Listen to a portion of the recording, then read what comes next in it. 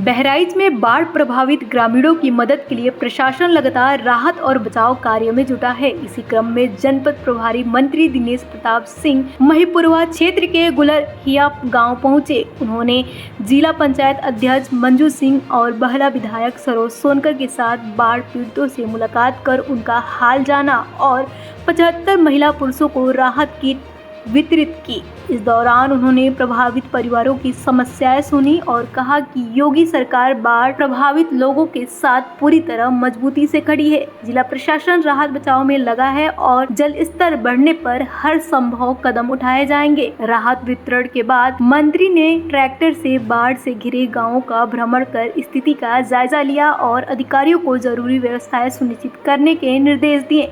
बताया गया कि महिपुरवा के 6 मजरों के 12 पूर्वे बाढ़ से प्रभावित हुए हैं, लेकिन खेतों में अभी भी जलभराव है। प्रशासन की टीमें लगातार निगरानी कर रही है। मंत्री जी के निर्देशानुसार बहराइच गांव के जंगल गुलरिया, बहराइच जनपद के जंगल गुलरिया गांव में बाढ़ के पीड़ित लोगों का दुख बांटने आया हूं। हम कैसे उनका मार्ग सुगम बना सकते हैं। बारिश पे मेरा जोर नहीं है, लेकिन प्रयास है कि बारिश के कारण जो अथवा अतिवृष्टि के कारण जो हानि हो रही है वो कम से कम हानि हो, जनमानस को कोई असुविधा न हो। इसके लिए गांव-गांव, गली-गली हम लोग घूम रहे हैं, हमारी सरकार घूम रही है, प्रयास कर रही है कि सबको जो अधिकतम सुविधाएं हम उपलब्ध करा सकें, जनजीवन जितना आसान बना सकें, उसका हमारी सरकार का प्रयास है। और मुझे खुशी है कि इस जनपद का लेखपाल से लेकर कलेक्टर तक सभी इस बाढ़ में जुटे हुए हैं, मेहनत कर रहे हैं, परिश्रम कर रहे हैं। योगी आदित्यनाथ जी के निर्देशानुसार सबको बेहतर सुविधाएं मिल सकें, इसका भी प्रयास कर रहे हैं। हमारी इस क्षेत्र की विधायक हैं, आपके सामने दिख रही हैं, आपको दौड़ती हुई दिख रही हैं। जिला पंचायत अध्यक्ष जी हैं, वो भी आपको दिख रही हैं। तो जनप्रतिनिधि और प्रशासन दोनों ही इस संकट की घड़ी में हम उन लोगों के साथ हैं जिनको प्राकृतिक रूप से संकट उत्पन्न हुआ है, तो वो सुगम बनाने के लिए हम लोग प्रयास यहाँ कर रहे हैं। मंत्री जी, अखिलेश यादव ने बीजेपी पर निशाना साधा है कि 2027 का जो चुनाव होने वाला है उसमें सीट शेयरिंग का मामला फंस रहा है, क्योंकि जो एनडीए के घटक दल हैं वो ज़्यादा सीट मांग रहे हैं। तो ऐसे में भाजपा की मजबूरी है कि एनडीए जो घटक दल है उनको ज़्यादा सीट दी जा रही है। देखिए, आप सर्वाधिकार सुरक्षित व्यक्ति हो, मीडिया के लोगों को सर्वाधिकार प्राप्त है, आप कहीं भी कुछ भी सवाल पूछ सकते हो। लेकिन हम किसी के घर में संकट की घड़ी में दुख बांटने आए हैं, राजनीति करने नहीं आए हैं। यहाँ राजनीति समाजवादी पार्टी के लोग कर सकते हैं, हम दुख बांटने आए हैं। आप इस विषय पर जो भी मुझसे पूछना चाहो हम सवाल पूछेंगे, लेकिन यहाँ राजनीति करनी नहीं। यही विषय है सर। लेकिन मंत्री जी, जिस सड़क से आप आए हैं वो सड़क काफी खराब, सड़क इतनी खराब है कि आप जिस तरीके से देख लीजिए, यहाँ पर 20,000 से ऊपर की आबादी, 30,000 से ऊपर की आबादी उस सड़क पर रोजाना सफर करती है। आप भी सफर से आए हैं कि जिस तरीके से सड़कों के जाल की बात कर रही है सरकार, तमाम जगह हाईवे हो रहे हैं, एक्सप्रेस वे हो रहे हैं, लेकिन इतनी बदतर व्यवस्था यहाँ पर है। इसके लिए क्यों नहीं कोई जनप्रतिनिधि ध्यान दे रहा है?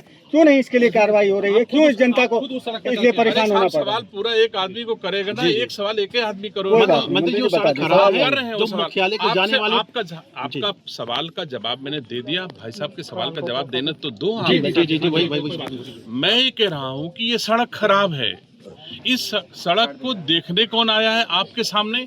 इस सड़क की खराबी को दूर करने का प्रयास कौन कर रहा है? आपको नहीं दिख रहा है कि उत्तर प्रदेश सरकार इन्हीं सड़कों पर घूम करके, इन्हीं सड़कों को देख करके, इन्हीं सड़कों की मरम्मत का प्रयास कर रही है? आप मुझे बताइए कि जितनी सड़कें आज की तारीख में उत्तर प्रदेश में एक्सप्रेसवे से लेकर के बनाए गए हैं, क्या इतिहास साक्षी है किसी और सरकार ने बनाए हैं? कितने एक्सप्रेसवे बन गए आज की तारीख में उत्तर प्रदेश में? तो छोटी सड़कें हों या बड़ी सड़कें, आपके सवाल का जवाब तो आप लेना पसंद नहीं करोगे। हमारी बात तो बहुत होगा तो हम कंक्लूड करके चल देंगे। ये अधिकार मेरे पास भी है। बिल्कुल आपके सवाल का जवाब दूं या ना दूं, ये मेरे पास बिल्कुल है आपके पास। आपके या तो फिर मेरे सवाल का जवाब नहीं। मैं कह रहा हूँ, उत्तर प्रदेश में जब से योगी आदित्यनाथ जी की सरकार बनी है तब से सड़कें कितनी बनाई गई हैं, ये भी मीडिया के लोगों को समझना चाहिए। मेरे पीछे गाँव की ग्रामीण जनता खड़ी है, इससे पूछो, एक भी व्यक्ति ऐसा नहीं होगा जिसके घर में मोदी जी का दिया हुआ राशन पहुंच ना रहा हो। ऐसा कभी किसी सरकार ने दिया है क्या? जितनी सुविधाएं दी हैं क्या कभी किसी ने दिया है क्या? तो हमारे राशन से लेकर के हर तरह की सुविधा हम अपने गांव वासियों की सेवा करें, क्योंकि इनका भरोसा मोदी जी पर है, इनका भरोसा योगी जी पर है। ये मोदी जी योगी जी पर विश्वास करते हैं, तो हम भी इनकी चौखट पे हर दुख में इनके साथ खड़े हैं। और जिस सड़क का आप उल्लेख कर रहे हो, ये योगी सरकार की इस जनपद की सेकंड प्राथमिकता पर है और यथाशीघ्र सड़क बनकर तैयार हो जाएगी। तो ऐसा कोई विषय नहीं है।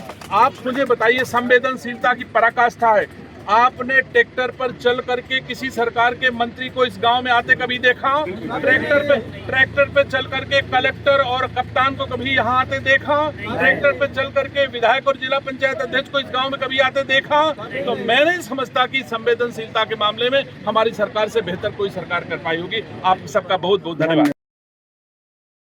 राजनीति हो या क्रिकेट, देश विदेश की ब्रेकिंग हो या आपके मोहल्ले की बड़ी खबर, सब मिलेगा एक ही ऐप में, सबसे तेज और भरोसेमंद। अभी डाउनलोड करें दैनिक भास्कर डिजिटल।